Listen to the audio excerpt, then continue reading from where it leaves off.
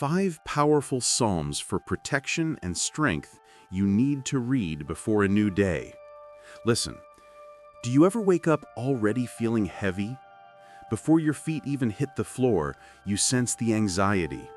You know the world is waiting for you, the work pressure, the difficult person, the silent spiritual battle.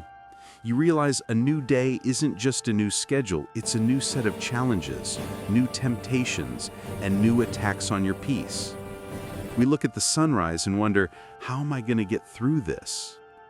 If you walk out your door without a spiritual shield, you are walking onto the battlefield unarmed.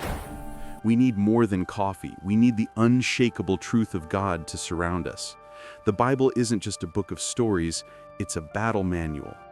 And in that manual, the Psalms are the armor God gave us to wear every morning. The greatest warriors in history didn't rely on their own strength before a fight. They reached for a truth bigger than themselves. That's what we're doing today. I'm going to walk you through 5 specific Psalms that you need to read, pray, and memorize before you start anything new. These aren't just feel-good verses, they are weapons forged in faith and spoken in power. Psalm 1, the foundation of unsleeping grace, Psalm 121. We start here because this psalm answers the most fundamental question we face in a world full of danger. Where does my help come from? Psalm 121 verses 1 and 2 says, I lift up my eyes to the mountains. Where does my help come from? My help comes from the Lord, the maker of heaven and earth. Think about that imagery. The psalmist is standing in an exposed place, looking up at huge, imposing mountains. They symbolize great, overwhelming difficulties, problems too large to climb over. The first instinct is to look at the size of the problem, the sheer difficulty of the day ahead. But the psalmist immediately corrects himself. He stops looking at the problem and looks at the source. He realizes his help doesn't come from the mountains, it comes from the maker of the mountains. The one who created the vast sky and the deep earth holds your little day in his hand. And here's the beautiful truth of Psalm 121, the part you need to declare over your rest.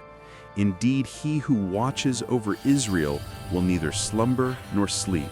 Verse 4. Your problems never take a break. Your anxiety never takes a nap.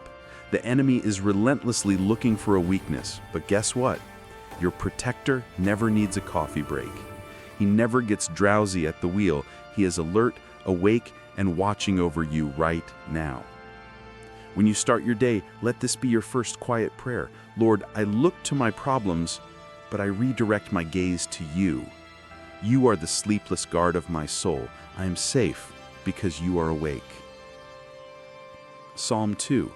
The shield of the secret place, Psalm 91. Now, if Psalm 121 is the foundation, Psalm 91 is the physical shield you put over your life. This psalm is often called the soldier's prayer because it speaks directly to dangers and fears we can't control. This psalm begins with an instruction: whoever dwells in the shelter of the Most High will rest in the shadow of the Almighty. Verse 1. Notice that word, dwells. It doesn't say whoever visits the shelter once in a while.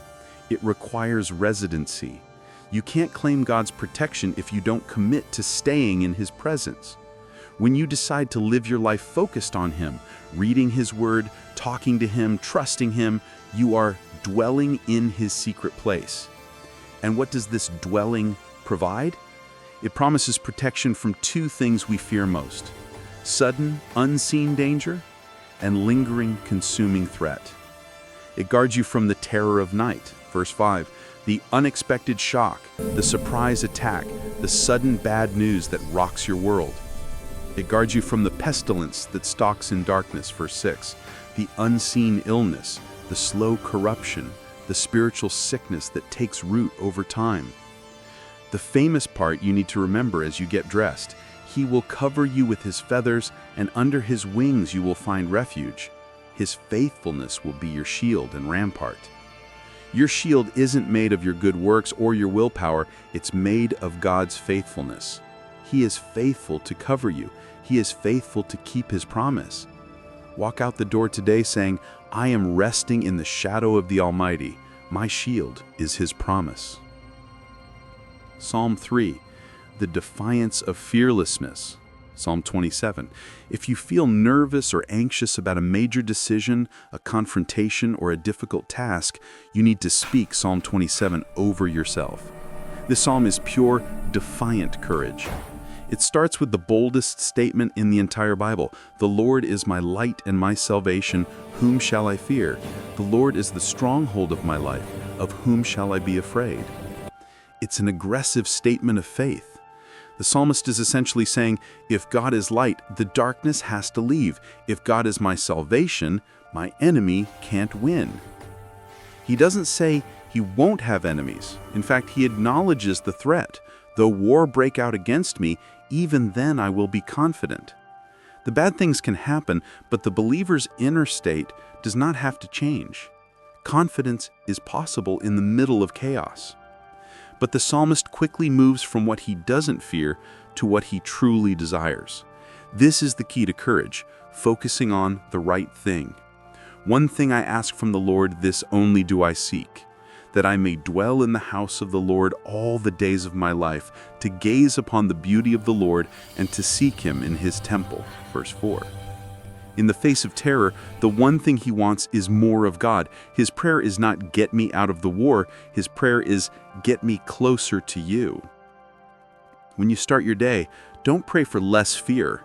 Pray for more of God. Because when God is close, fear simply cannot stand to be in the room.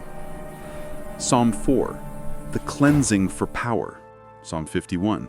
Now this one is different. Before you can ask for protection and strength, you need to ensure the line of communication with God is perfectly clear. Unconfessed sin is a massive spiritual blocker. Psalm 51 is David's raw, broken prayer after his great failures. It is the ultimate cleansing prayer. You need to pray this not out of guilt, but out of a desire for effective, powerful prayer. The central petition is simple and necessary. Create in me a pure heart, O God, and renew a steadfast spirit within me. Verse 10. Why is this essential for the new day? Because power comes from purity, not willpower. You can't live the life God calls you to live if your spirit is weighed down by the dirt and regret of yesterday. You need to address the mistakes you made, the angry words you spoke, the private thoughts you entertained, the things that broke your connection with God. You can't fix those things yourself. You must ask Him to create a clean heart in you. The word create means to make something out of nothing. It's a miracle. You can't manufacture a pure heart, but God can create one in you right now. When you walk into the new day, you need a fresh start. You need your spirit renewed. Take 2 minutes and simply pray, Lord, I confess my weakness. Forgive me. Create in me a pure heart today so that my prayers are powerful. Psalm 5, the victorious shout. Psalm 3. We finish with a psalm of absolute victory and defiance. This is what you speak over yourself as you open your eyes and face your enemies, whether they are people, circumstances, or spiritual attacks. Psalm 3 was written by David while he was running for his life from his own son Absalom. The odds were terrible. The psalm starts with a cry of alarm, Lord, how many are my foes? How many rise up against me? He sees the reality of the threat. But quickly, he pivots to a declaration, but you, Lord, are a shield around me, my glory, the one who lifts my head high. You are a shield around me. Protection is total. You are my glory. The source of my worth and honor is not my success, but God Himself. The one who lifts my head high, even when circumstances make me feel ashamed or defeated, God restores my posture. David concludes with the most confident sleep statement in the Bible. I lie down and sleep. I wake again because the Lord sustains me. Think about that. He slept peacefully even though his own son was trying to murder him. Why? Because the Lord sustained him. The strength to face this day is not found in your bank account, your health, or your knowledge. It's found in the fact that the Lord sustains you. Declare this today. I woke up not because my alarm clock went off, but because the Lord sustained me. Therefore, I will walk in the victory He has already purchased. These 5 Psalms are more than just words. They are the pattern for a powerful Christian life. Psalm 1, find your source of help. Psalm 91, stay in the shelter of His protection. Psalm 27, anchor your courage in His light. Psalm 51, claim your cleansing for fresh power. Psalm 3, walk in victory because He sustained you. Your day is not in the hands of chance, it is in the hands of the Maker of heaven and earth, the sleepless guard, the faithful shield. If you are ready to take these Psalms and make them the anchor of your daily prayer, type "My shield is God" in the comments right now. And remember to subscribe to Prayer Wave so you don't miss any of the spiritual truths we share to equip you for life's battles. Now go, walk in peace and power today, because your protector never sleeps.